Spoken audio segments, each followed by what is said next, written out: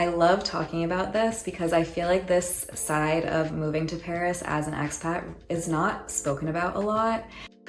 Hello and welcome back to the Americans in Paris channel. My name is Molly Sebrier, and today we are going to be talking about all of the wild hustling I did to be able to live and survive in Paris. I think I've had every type of student, side hustle, side gig job imaginable since I moved to Paris. I have taken care of children, I have taken care of animals, I have done house sitting, I have done English tutoring, I have been an Airbnb greeter and cleaner, I have done walking tours, I have done after school pickup, the list goes on and on.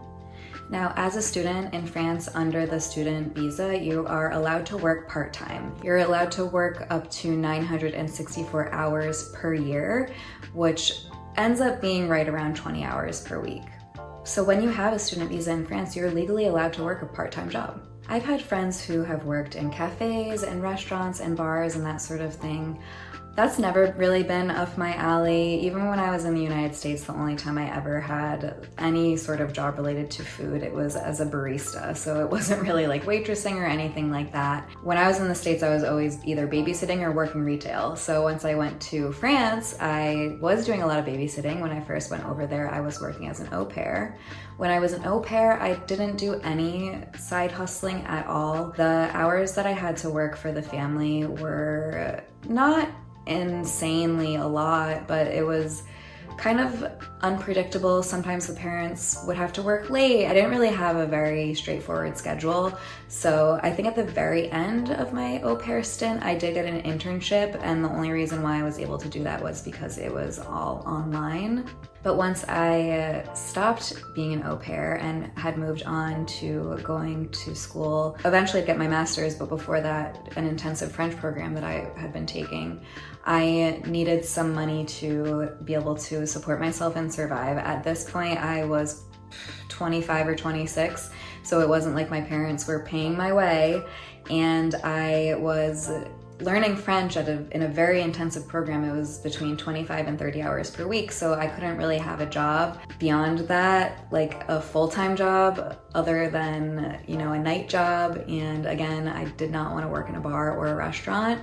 And so I managed to figure it out. And I love talking about this because I feel like this side of moving to Paris as an expat is not spoken about a lot. Many people either move there as an au pair, so they're just doing that, or people move over as a student, but maybe they've got a big chunk of savings they're living off of, or maybe their parents are helping them out.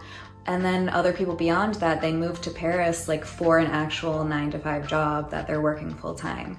But there are so many expats in Paris that have no choice but have to kind of side hustle it out. I was one of them, Steven was one of them. That's actually how we became connected and how we met and how I even got involved in the American in Paris site. So I've been really eager to make this video because I think it needs to be talked about more than it is. And the cool thing about living in Paris, especially coming from someplace like the United States, is the cost of living is much lower than living in the United States. So with a couple of side gigs, you can really kind of piecemeal together this income that can allow you to have a really nice life while living in Paris. So to make this video easier to follow along, especially if you're someone who is watching this and is wondering what you could be doing in Paris or in France, but Paris specifically, to have a little bit of extra cash. So I like to separate it into 3 different sections. The first being childcare, the second being pet care, and the third being house sitting / Airbnb. So kind of, I guess, hospitality. So the first one is childcare, and if you have already watched my video on how to become an au pair in France, you already know a little bit of what I'm about to say, but au pairing isn't the only option when it comes to childcare in France, especially if you're a student and you're looking to fill up those 20 hours. So the first option I like to call au pair light. So this is for people who don't want to do like the full-on au pair experience of living with a family, of taking care of children between 20, 30, 40 hours a week. I've personally had several of these types of positions. It's kind of like a glorified babysitter, but you're there more consistently, and it's usually not for these full, 6, 7, 8 hour shifts like you would when you're an au pair. And my favorite position like this that I ever had, and this is like one of like my biggest wins, not only living in France, but like in life, I traded 10 hours of English lessons per week for my apartment in Paris. It was a very small apartment. You've heard me talk about it on a couple of our lives before. It was only 9 meters squared, but it was mine. It was in a beautiful Parisian building, and if I stuck my head out the window like this, I could see the Eiffel Tower. And in order to have it, I had to do 1 hour of English tutoring after school every single day, Monday through Friday, a couple extra hours on Wednesday, and then if I needed to make up any more of those 10 hours, I would sometimes also babysit on Saturday nights for this family. And it meant I got a free apartment out of it. Free. There was no exchange of money, so I was giving the English tutoring lessons, and in exchange they gave me this apartment. And it was teeny tiny, but I lived there for 2.5 years and I loved it. So the other option in terms of childcare, and you could actually also do this for adults, but it's English tutoring. Now, if you are like balking at the word tutoring, if you're doing this with children, you really don't need to come up with a very specific lesson plan or anything like that, especially if they're young children. And this is something that a lot of families, especially in Paris, are looking for. They need a babysitter, but they want you to speak in English with the kids, basically. And so it's a lot of playing, it's a lot of singing, it's a lot of coming up with games and doing the whole entire thing in English.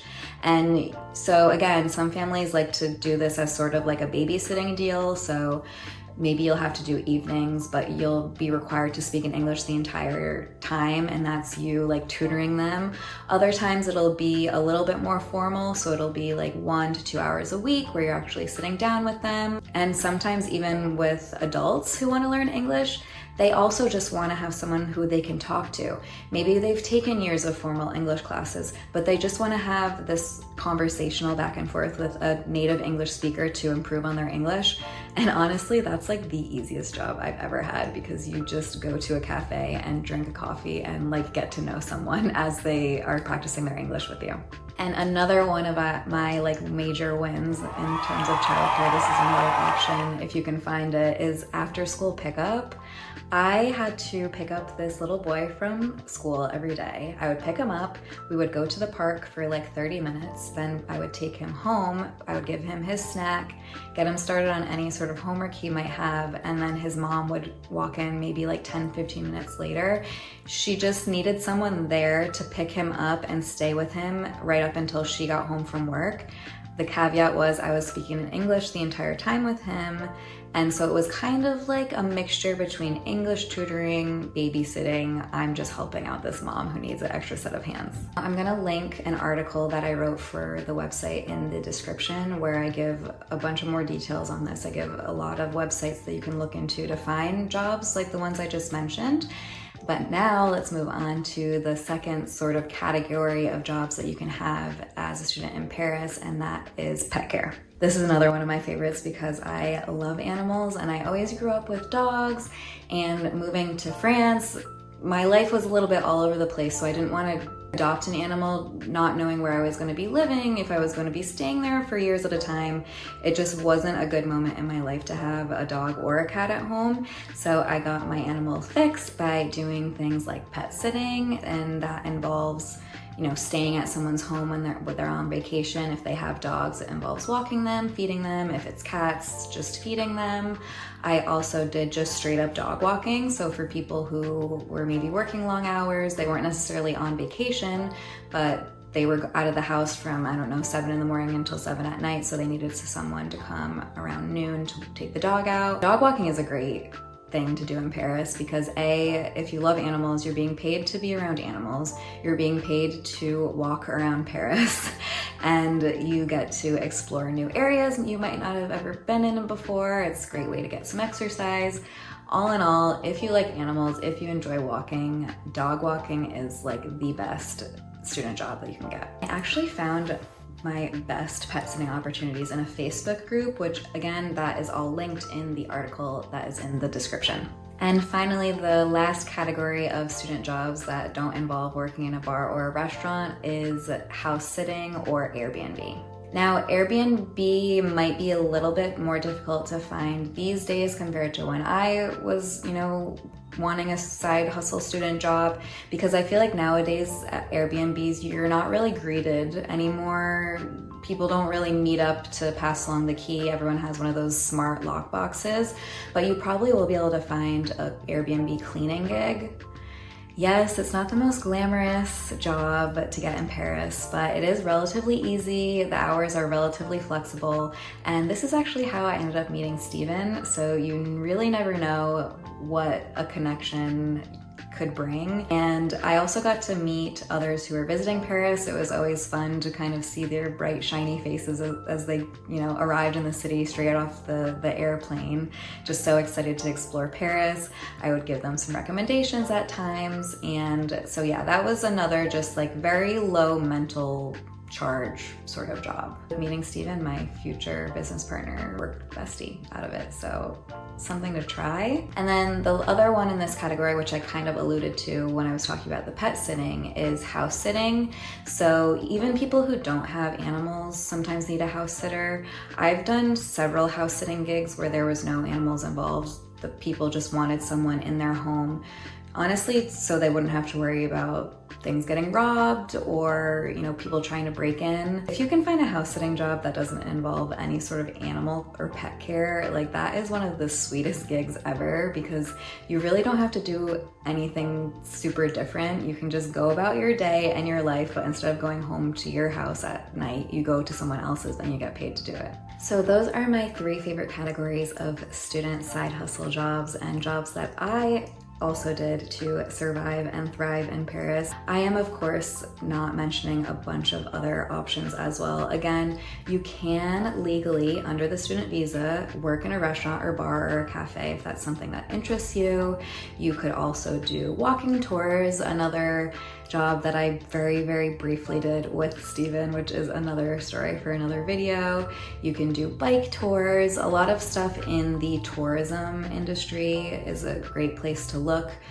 If you're a native English speaker, most tourists who come to Paris, if they're not native English speakers, they know how to speak English, so a lot of tourism jobs will require that. Other than that, I did do some writing gigs when I was a student as well. They didn't really pay too much, but you can also find that sort of thing as well. But all of this to say, there are plenty of opportunities to make money in Paris as a student. You just have to know where to look. Again, if you want any more information, links to places to find these sort of jobs, please visit the American in Paris website to read my article. Other than that, please be sure to like this video and subscribe. It really means a lot to me. And as usual, until next time, see you soon et à bientôt.